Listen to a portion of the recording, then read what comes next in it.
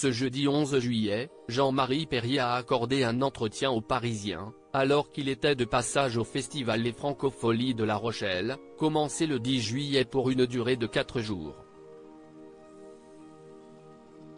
Le photographe, écrivain et ancien compagnon de Françoise Hardy, a accepté de faire des confidences sur la disparition récente de la chanteuse, il y a un mois jour pour jour, à l'âge de 80 ans, mais aussi sur son défunt père biologique, Henri Salvador, qu'il n'a jamais porté dans son cœur et qui ne l'a de toute façon jamais élevé.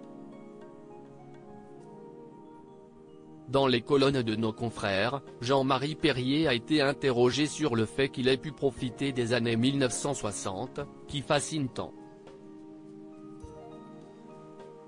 Rapidement, il a abordé de lui-même le sujet de ses liens familiaux, avec une franchise assez déroutante: « Oui, bien sûr, et je me rends compte de la chance que j'ai eue.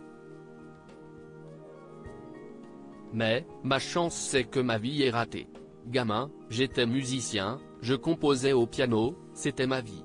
Et à l'âge de 16 ans, en 1956, j'apprends par un amant de ma mère que j'ai un géniteur. En découvrant de qui il s'agissait, il ne le connaissait pas à cette période-là, il a fait un véritable rejet en abandonnant brutalement sa passion pour les instruments, alors qu'il semblait fait pour ça.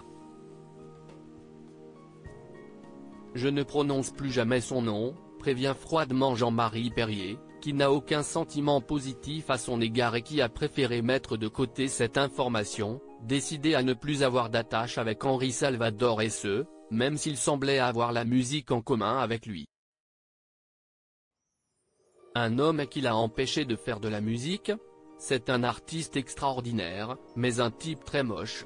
J'ai acheté ma place pour le voir à l'Alhambra et j'ai pris dans la tronche quel formidable musicien il était.